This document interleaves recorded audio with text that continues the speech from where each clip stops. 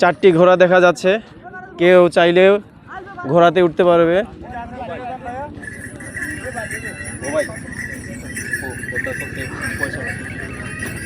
ঘোড়া কিভাবে ওঠান? একজন 100 টাকা। সময় পাথরের কাছে নিয়ে আসবেন, 100 টাকা নেবেন। আচ্ছা, কেউ চাইলে আপনারা এই ঘোড়াতে উঠতে পারেন 100 টাকা দিয়ে।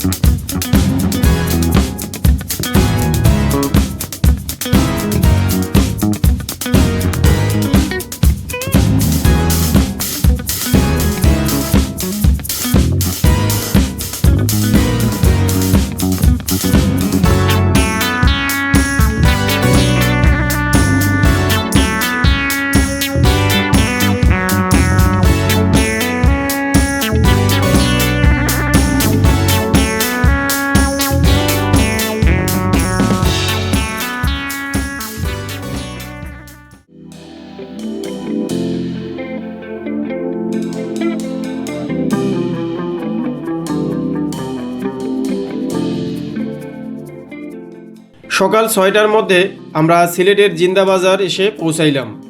এই জিন্দা বাজারটি দেখতে অনেকটা ইউরোপীয় আমেরিকানদের শহরের মতোই। মোড়ে দাঁড়িয়ে চতুর্দিকে ভালোভাবে তাকিয়ে নিলাম। সকাল সকাল প্রকৃতির স্নিগ্ধতা আমায় মুগ্ধ করল। বিশ্বাস করেন, সকালের আবহাওয়া অত্যন্ত উপকারী। আমরা সকালের নাস্তা খাওয়ার জন্য পানসি হোটেলে আসলাম। এই হোটেলটি জিন্দা বাজারের মধ্যে নামকরা। আমরা সেখানে খিচুড়ি খেয়ে সকালে নাস্তা সেরে ফেললাম। খাবারের মান সত্যিই ভালো ছিল।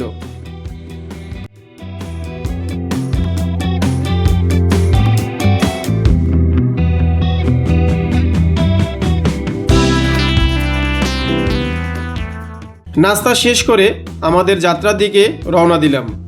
রাস্তার দুপাশের সিলেটের মনোরম দৃশ্য দেখতে দেখতে আমাদের গন্তব্যের দিকে ছুটে যাচ্ছি।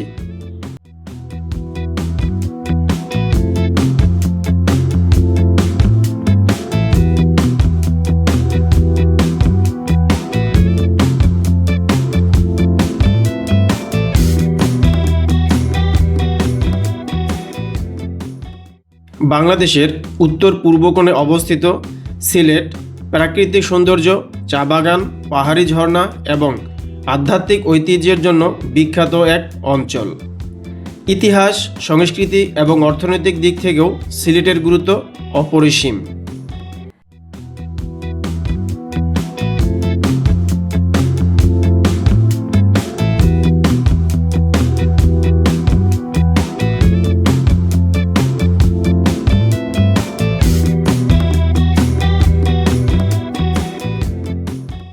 সিলেট বিভাগ ভারতের মেঘালয় ও আসাম রাজ্যের সীমান্ত ঘেঁষে অবস্থিত। এখানে রয়েছে পাহাড়ি টিলা, বন অঞ্চল, নদী এবং অসংখ্য হাওর।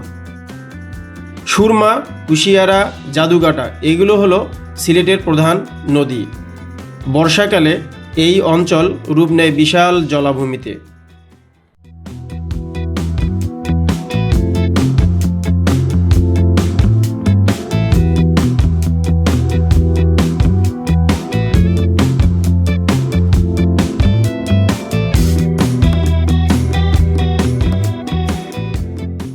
বাংলাদেশের চা শিল্পের প্রাণকেন্দ্র হল সিলেট। উপমহাদেশের প্রথম চা বাগান মালনীছড়া চা বাগান এখানেই প্রতিষ্ঠিত হয়। শ্রীমঙ্গলকে বলা হয় বাংলাদেশের চায়ের রাজধানী। চা বাগানের ঢেউ খেলানো সবুজ প্রকৃতি সিলেটকে দিয়েছে অনন্য পরিচিতি।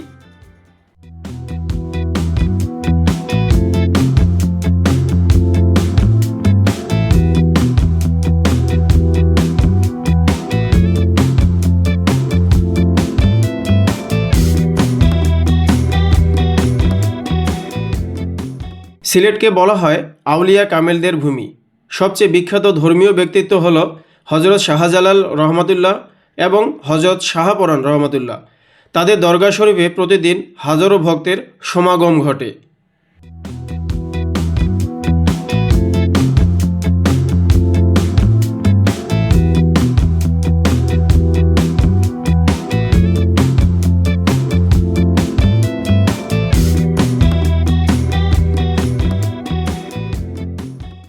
প্রাচীনকালে সিলেট ছিল বিভিন্ন ক্ষুদ্র রাজ্যের অধীনে। 1303 সালে হজরত শাহজালাল রহমতুল্লাহ আগমনের পর ইসলাম ব্যাপকভাবে বিস্তার লাভ করে। ব্রিটিশ আমলে চা শিল্পের বিকাশের মাধ্যমে সিলেট অর্থনৈতিকভাবে গুরুত্বপূর্ণ হয়ে ওঠে।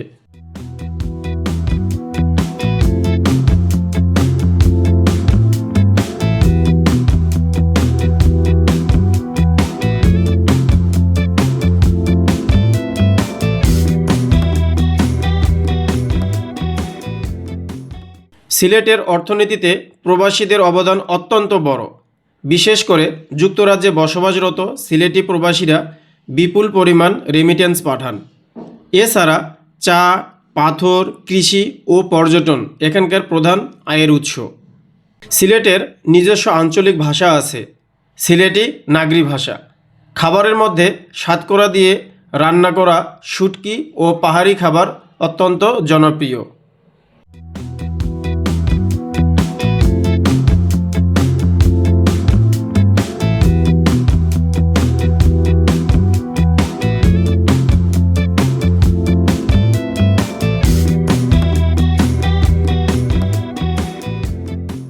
বাংলাদেশের উত্তর পূর্ব প্রান্তে সিলেট জেলার কোম্পানীগঞ্জ উপজেলায় ভারত সীমান্ত ঘেঁষে গড়ে উঠেছে এক অনন্য প্রাকৃতিক ভূদৃশ্য ভোলাগঞ্জ। পাহাড়, নদী, পাথর আর কুয়াশা মোড়া প্রান্তরের মিলনে ভোলাগঞ্জ যেন প্রকৃতির এক উন্মুক্ত গ্যালারি। প্রিয় দর্শক, এটাই ভোলাগঞ্জ ঘাট। চেরাপুঞ্জি পাহাড়ে উৎপত্তি হয়ে বাংলাদেশ অংশে প্রবাহমান এই নদীটি হচ্ছে ধলাই নদী। আপনারা দেখতে পাচ্ছেন যে সারিবদ্ধভাবে নৌকাগুলো অপেক্ষা করতেছে এপার হতে দর্শনার্থী নিয়ে ওপারে যাবে।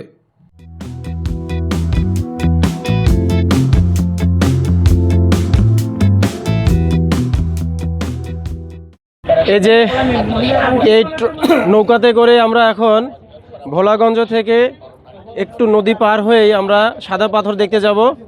তো আমরা এখন নৌকাতে উঠতেছি।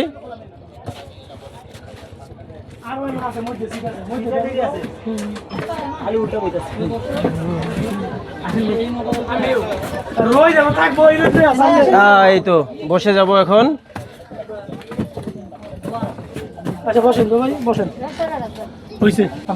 আমরা বসে পড়ছি, আমাদের নৌকাও এখন ছেড়ে দিল।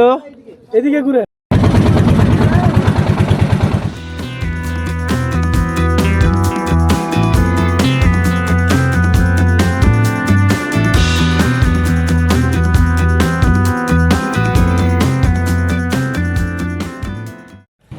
দূরের ওই উঁচু পাহাড়টি দেখতে পাচ্ছেন, এটি হলো ভারতের মেঘালয় রাজ্যের চেরাপুঞ্জি পাহাড়। এই পাহাড়টি পৃথিবীর সবচেয়ে বেশি বৃষ্টিপাতপ্রাপ্ত স্থানগুলোর একটি।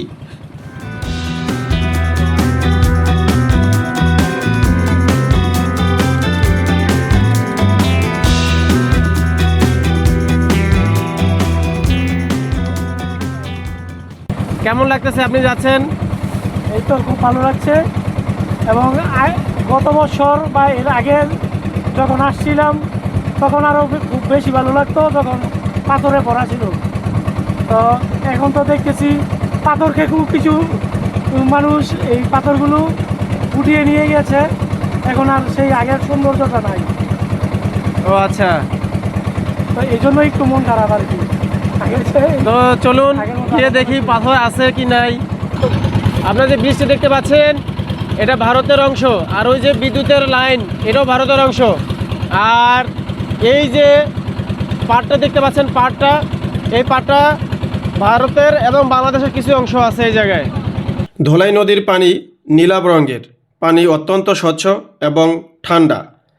চেরাপুঞ্জি পাহাড়ের ঝর্ণা হতে আসা এই পানি নদীর স্রোত বৃদ্ধি করে। এটি ভোলাগঞ্জ ও কোম্পানীগঞ্জ এলাকা দিয়ে বয়ে গিয়ে সুরমা নদীর একটি শাখা অংশে মিলিত হয়।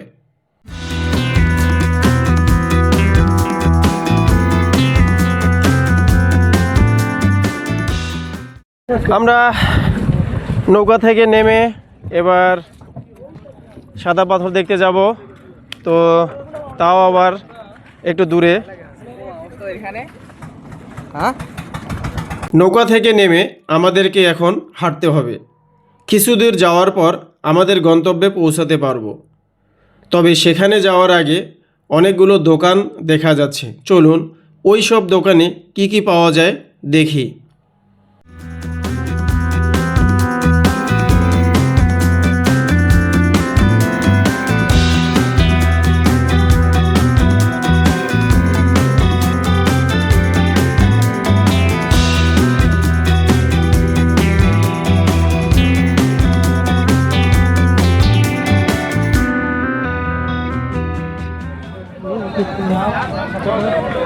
এখানে আসলেই কিছু খাবারের দোকান মিলবে, আবার এই অংশটাও বিশেষ করে ডাবের সংখ্যা এখানে অনেক বেশি।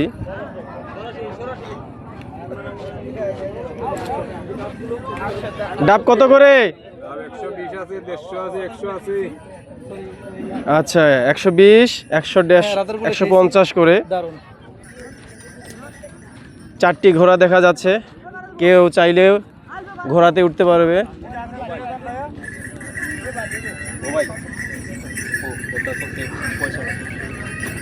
ঘোড়া কিভাবে ওঠান? একজন 100 টাকা। সময় পাথরের কাছে নিয়ে আসবো। পাথরের কাছে নিয়ে আসবেন, 100 টাকা নেবেন। জি। আচ্ছা, কেউ চাইলে আপনারা এই ঘোড়াতে উঠতে পারেন 100 টাকা দিয়ে।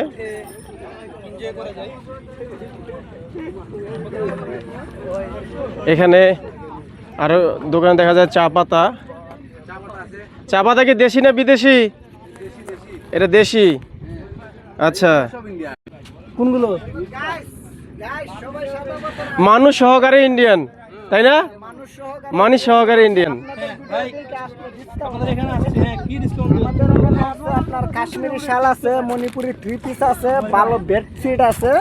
এগুলো কাশ্মীরি শাল কই? কাশ্মীরি শাল হচ্ছে আপনার ভিতরে আসতে হবে। এই যে কাশ্মীরি শাল, এগুলো হচ্ছে আপনার কাশ্মীরি, এগুলো হচ্ছে কাশ্মীরি। তারপরে এগুলো হচ্ছে লেটেস্ট, এগুলো হচ্ছে দেশি। এটা কি ইন্ডিয়ান না বাংলাদেশি? ইন্ডিয়ান, মণিপুরি। মণিপুরি। কাশ্মীরিটা দেখি, ওগুলো কত করে রাখেন কি? এটা হচ্ছে কাশ্মীরি ডিজাইন, আমাদের বাংলাদেশে হচ্ছে আপনার তৈরি, ঠিক আছে। আর কেটে বিএম টেক্স কাশ্মীর। এটার রেট হচ্ছে আপনার এমনি 1600 টাকা। যদি আপনাদের কোনো কাস্টমার আইসা নেয় তাহলে ডিসকাউন্ট 1200 টাকা পাবেন। বাটারে ইন্ডিয়ান দেখাতে চাইলেন যে ইন্ডিয়ান নাই না? ইন্ডিয়ান আছে, এটা কাশ্মীরি। বুঝতে পারছি। এটা কত? এটা হচ্ছে আপনার জেমসাল 1800 টাকা। যদি নেন তাহলে আরো ডিসকাউন্ট আছে। ভাই এই ফতুয়াটা কত করে? ফতুয়াটা কত বড় হবে? এটা হচ্ছে আপনার 6 হাত। আচ্ছা আচ্ছা। এই ফতুয়া কত করে দেখেন তো? হচ্ছে আপনার 350 টাকা, নিলে আরো কম আছে ডিসকাউন্ট। 350 টাকা হ্যাঁ। নিলে কত পড়বে? আপনার ভিডিও দিকে আসলে যান 250। আমি যদি নেই? আপনি যদি নেন হ্যাঁ, তাহলে আরো 20 টাকা কম যান। আচ্ছা, ওই যে ওইটা 230 ওইটা ওইটা হ্যাঁ, ওইটা হচ্ছে আপনার 450। এটার দাম বেশি কেন?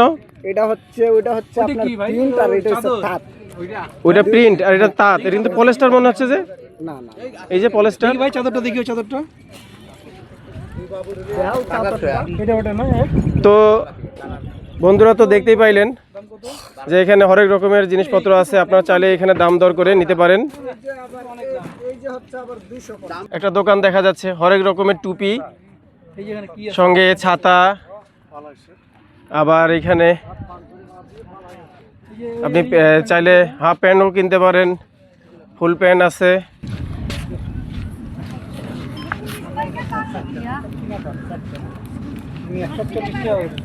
পাহাড়ের নিচের অংশটাই হচ্ছে ভারত, আর স্থলভূমিটাই হচ্ছে বাংলাদেশ।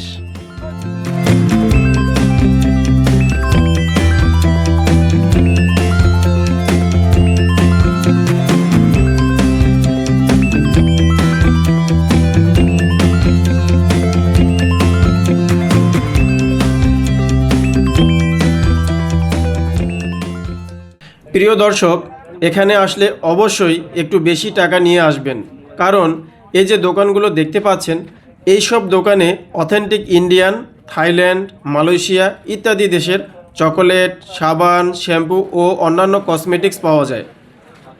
প্রথমে আমি বিশ্বাস করি নাই, তবে অল্প কিছু কিনেছিলাম। পরে ব্যবহার করে বুঝতে পারছি এগুলো অথেন্টিক প্রোডাক্ট। খাবারের মধ্যে চকোলেট, শ্যাম্পু বড়ি ইত্যাদি অত্যন্ত কম দামে পাওয়া যায়। এগুলো অথেন্টিক ইন্ডিয়ান। এছাড়াও ইন্ডিয়ান চা পাতা ও মশলা এখানে পাওয়া যায়।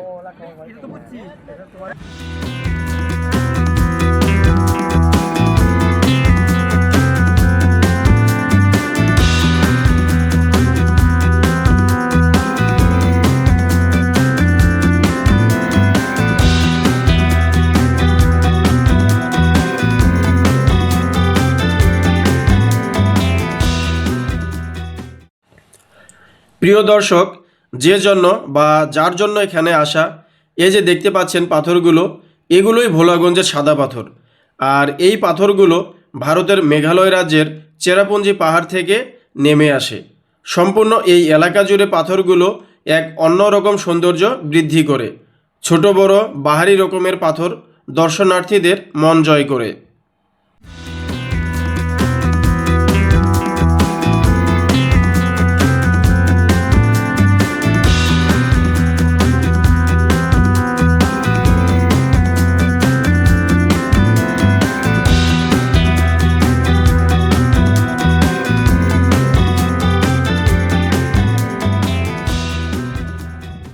প্রতি বছর অসংখ্য দর্শনার্থীর আগমনে এ অঞ্চল মুখরিত হয়ে ওঠে। শিশু কিশোর বৃদ্ধ সবাই আসে আনন্দ নিতে। এই পাথরগুলোর উপর বসে ছবি তোলা তাদের কাছে এক স্মরণীয় ব্যাপার।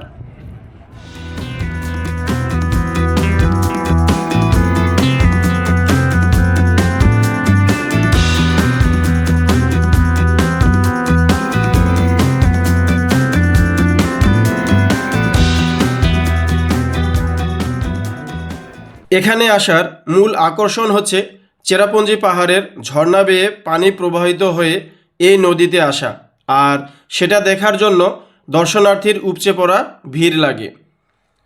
নদীর পাশে দর্শনার্থীদের আকর্ষণ বাড়ানোর জন্য ছাতা দিয়ে বসার স্থান তৈরি করা হয়েছে। নদীতে নেমে গোসল করা এ যেন অন্যরকম আনন্দের ব্যাপার।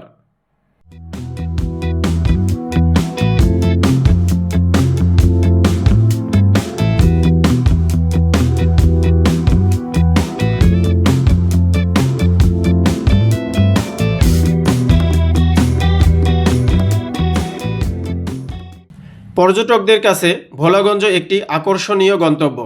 নৌকা ভ্রমণ, পাথরের চরে হাঁটা, পাহাড়ি দৃশ্য দেখা আর সীমান্ত ঘেঁষা প্রকৃতির নীরবতা উপভোগ সব মিলিয়ে এটি এক ভিন্ন অভিজ্ঞতা দেয়।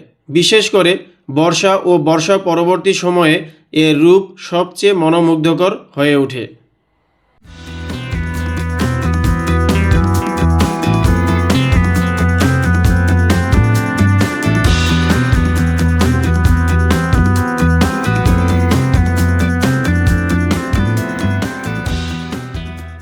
এখানে আসবে আর নদীতে গোসল করবে না তা কি হয়?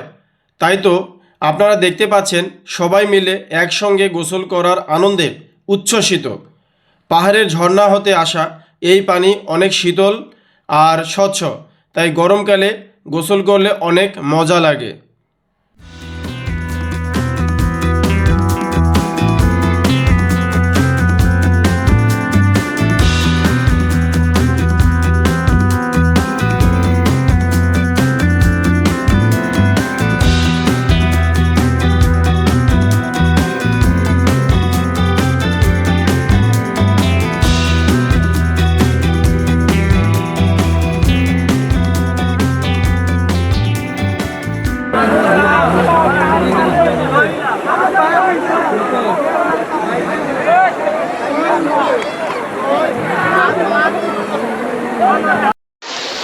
আপনার ভোলাগঞ্জের এই যে সাদা পাথর দেখতে এসে এই নদীতে এখন আমরা গোসল করব। পানির স্রোত একটু দেখে নেন, প্রচুর স্রোত। বড় ভাই সহকারে আছি একসঙ্গেই, এক নৌকাতে আসছি, আবার এক নৌকাতে ফিরে যাব, আবার এখনই গোসল করব। তো দেখুন আপনার এখানে কত মানুষ গোসল করতেছে, কি ছেলে কি মেয়ে, কোনো বাধা নাই। সবাই আনন্দ ওয়াও! আর ওই যে মসজিদ, ওটা হচ্ছে বাংলাদেশের মসজিদ, আর উপরে পাহাড়টাই হচ্ছে তোমার ভারতের পাহাড়, চেরাপুঞ্জি পাহাড়। এটা দর্শক নেমে গোসল করলাম, কিন্তু প্রচুর স্রোত, একটু 19-20 হয়ে গেলে আপনাকে নিয়ে যাবে ভিতরে। এই রিক্স নিয়েই গোসল করলাম।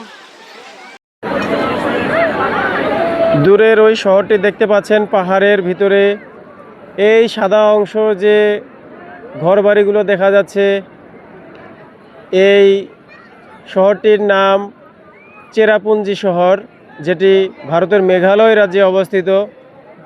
আর পাহাড়ের পাদদেশে, না পাহাড়ের কোল ঘেঁষে এই শহরটি, এবং ওই যে পাহাড়ের একেবারে চূড়ায় একটা মোবাইল নেটওয়ার্ক দেখা যাচ্ছে, মোবাইল টাওয়ার, ওই যে মোবাইল টাওয়ার, সেটা একেবারে ওই পাহাড়ের চূড়ায় অবস্থিত, সেটা দেখতে পাচ্ছেন। এটা হচ্ছে মেঘালয় রাজ্যের চেরাপুঞ্জি পাহাড়, এবং পাহাড়ের ভিতরে একটা চেরাপুঞ্জি শহর। আর বাংলাদেশ অংশে এটাকে বলা হয় ভোলাগঞ্জ।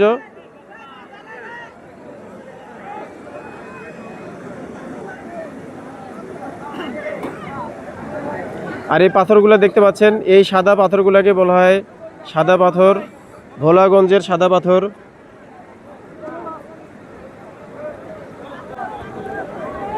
আর এখানে একটা সুন্দর মসজিদ দেখতে পাচ্ছেন।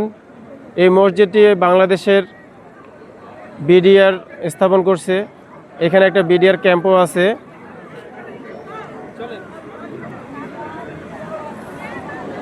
কি অপরূপ সৌন্দর্য এই পাহাড়টির।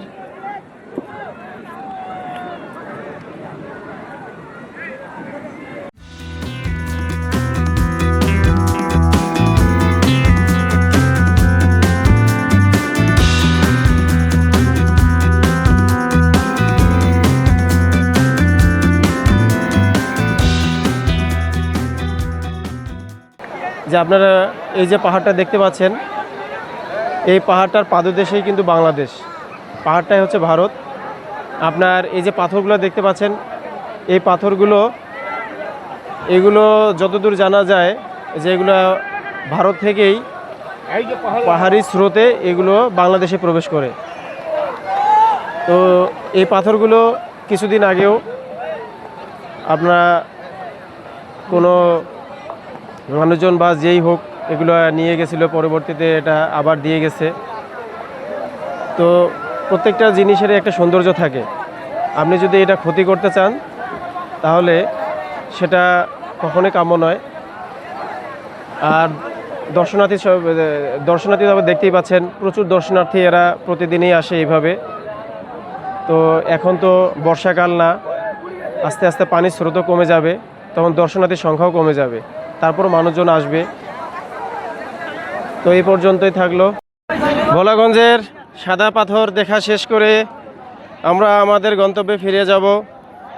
এখানকার দর্শনীয় ভিউ যা অসম্ভব রকমের সুন্দর। আর এখানে নদীতে ঝর্ণার পানিতে গোসল, সেটা আরও অনেক ভালো লাগছে। আপনারা যারা এখানে আসতে চান অবশ্যই এই জিনিসগুলো উপভোগ করবেন। ধন্যবাদ সবাইকে।